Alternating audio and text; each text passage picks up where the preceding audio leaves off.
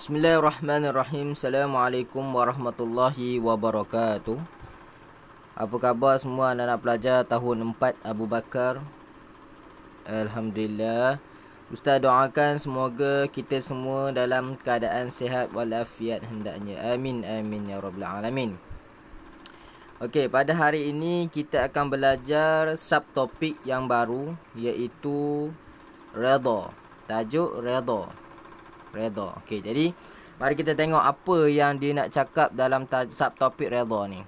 Okey, yang pertama dia cakap setiap qada dan qadar yang berlaku harus diterima dengan redha.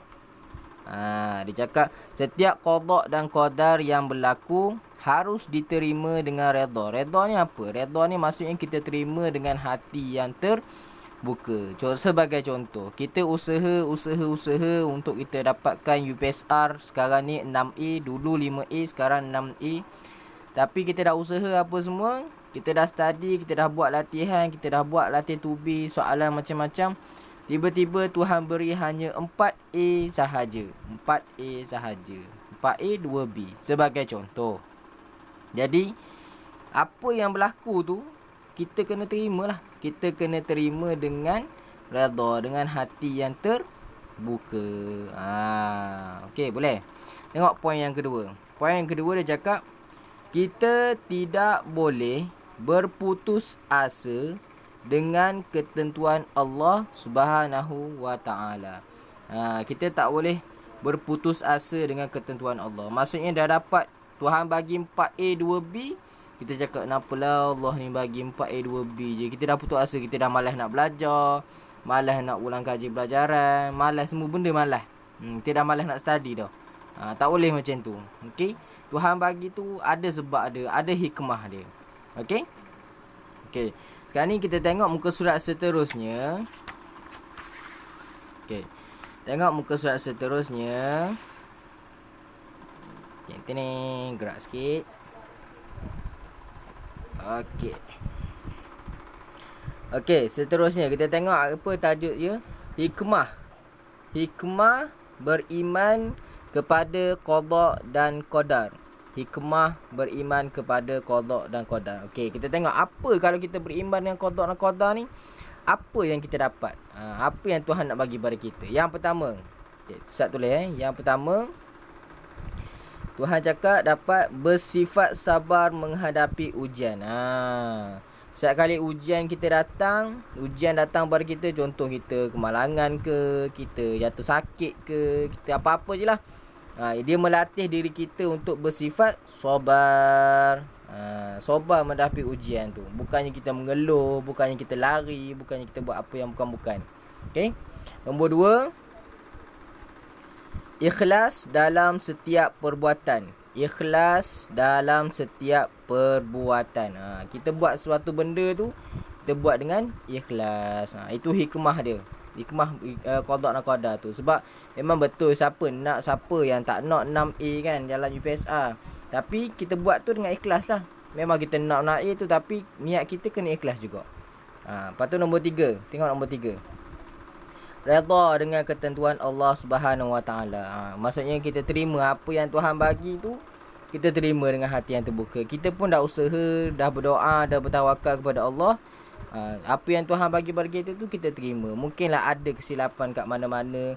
Mungkinlah kita punya kelakuan kita. Kita dah study, kita dah berdoa, kita tawakal kepada Allah, tapi kita kelakuan kita dengan ibu bapa kita agak kurang menyenangkan hati ibu bapa. Ibu bapa tengok pun, ya Allah, apalah jadi dengan anak aku. Mungkin kat situ kekurangannya yang menyebabkan doa kita tu Tuhan kurang sikit makbul lah. Makbul juga dapat 4A 2B tu, tapi kurang lah sikit. Kita nak 6A macam tu. Ada banyak faktor dia. Okey? Tengok nombor 4 pula. Nombor 4 dia kata bertambah sifat tawaduk kepada Allah Subhanahu wa taala. Tawaduk ni ustaz petakkan dia. Tawaduk. Apa maksud tawaduk? Tawaduk ni maksudnya kita kita bersyukur kepada Allah, kita redha, kita terima apa yang Allah bagi pada kita. Tawaduk ni maksudnya kita ikut, kita orang kata tunduk je apa yang Allah bagi tu, kita terima je dengan hati yang terbuka. Maksud tawaduk dia macam tu.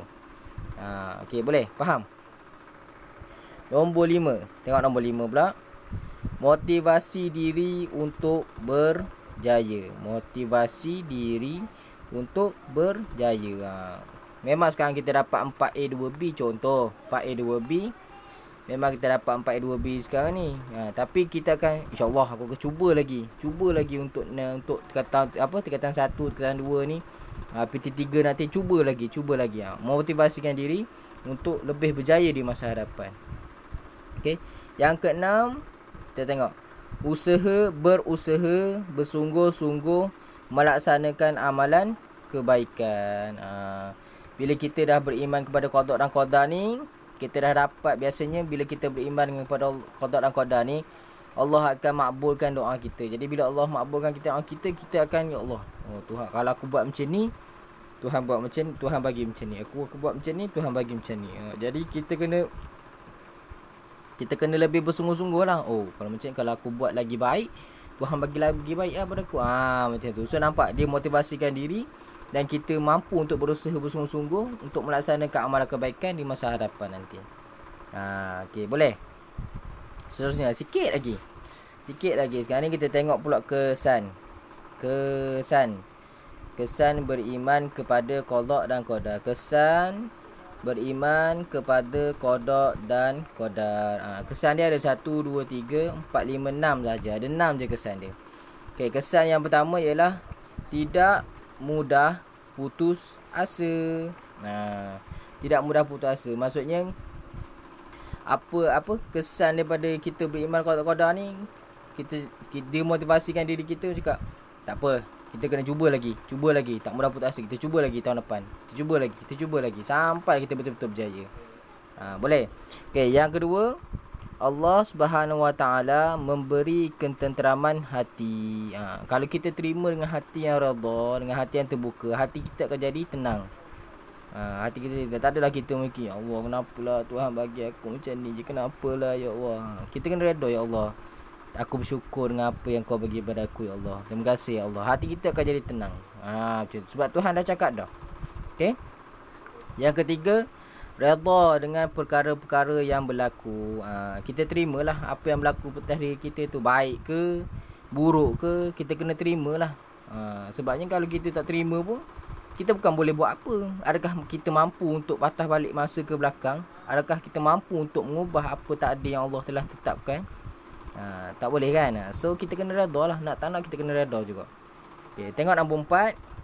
Tidak menyalahkan Allah Subhanahu Wa Taala. Kat sini yang paling penting sekali. Tidak menyalahkan Allah Subhanahu Wa Taala. Apa-apa yang terjadi pada diri kita ke, pada keluarga kita ke, pada sahabat anda kita, apa-apa je lah, jangan sesekali dalam hati kita menyalahkan Allah Subhanahu Wa Taala.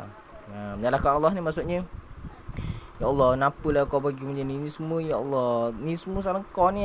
Kita salahkan Allah pula Subhanahu Wa Taala. Sebab apa? Sebab kita dah usaha, kita dah berdoa, kita tawakal, tapi kita tak dapat apa yang kita nak tu. Tuhan tak bagi apa yang kita nak tu, kita salahkan Allah. Tu tak boleh.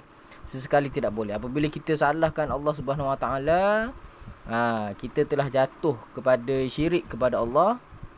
Kita akan dapat dosa yang besar lah. Itu jangan sesekali menyalahkan Allah Subhanahu Wa Taala. Okey. Nombor 5, bertambah usaha dan sentiasa patuh kepada Allah Subhanahu Wa Taala. Bila kita dah, ya Allah, kita akan cuba lagi tahun depan tu, kita gandakanlah usaha kita. Bukan dekat usaha yang sama. Sebab bila usaha yang sama, kita akan dapat takat tu je lah. So kalau kita nak lebih, kita kena tambahkan lagi usaha. Tambahkan lagi usaha, dan terus kita yakin kepada Allah, beriman kepada Allah, berdoa kepada Allah, dan tawakal kepada dia. Macam tu. Boleh. Dan yang terakhir, sabar menempuh dugaan. Dalam kita nak dapat sesuatu yang kita nak ni, memang banyak ujian, banyak dugaan, banyak cabaran. Jadi kita kena sabar.